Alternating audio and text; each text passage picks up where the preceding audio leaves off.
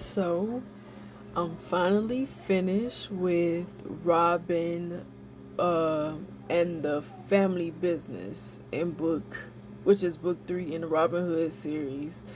So, I'm ending at 77,394 words. Now, I said that I needed about 10 more thousand words, but I went a little over. It's okay. This book had, like I said, a lot more detail, so it was going to be longer. Um and of course I will pick up where I left off in the next book. But I pretty much ended the book. I kind of wanted to end it exposing some of Robin's enemies, also her finally getting one up on the senator who was coming for her in book 3, and like her basically getting one up on him and showing him the scope of her skills, her talent. Like, I'm not to be toyed with. Just because I'm 16 years old don't mean that you can play with me, and I'm gonna show you why you shouldn't play with me and why you should see me as a threat. So she basically was, which I'll be saying, let her nuts hang. She was basically letting her nuts hang. It ended with her doing that, but then also her not necessarily being put in her place, but her being reminded that you are not, um,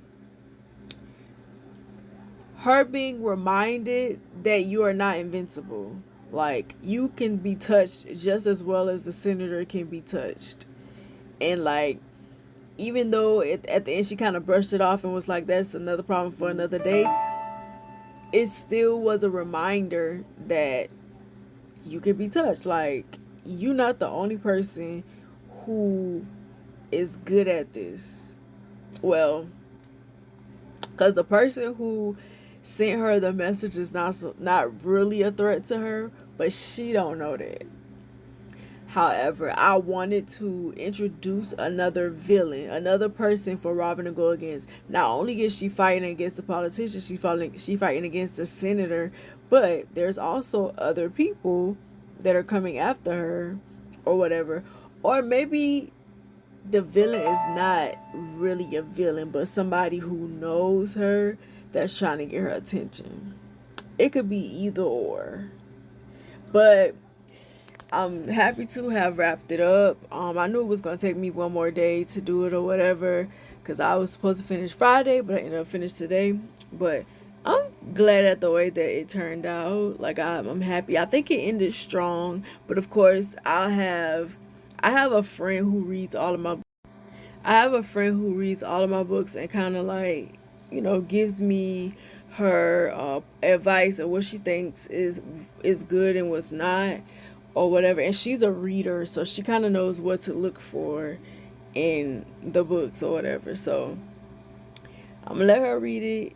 And it's a few questions that I have for her. Like, for instance, should I keep the prologue or should I use that prologue for book 4 instead of book 3, since Red's character is going to come back in book 3, even though in book 4, in book 3, even though they kind of teased at him a little bit, they talked about him more in this book to kind of introduce him getting out of DJJ. So we're gonna see. We're gonna see. But I'm gonna read the whole book and see how it is. Like, of course, I'm gonna read it a couple of times, but I'm happy about how it turned out. That's pretty much what I wanted to say. But this is the last episode of Robin and the Family Business Diaries.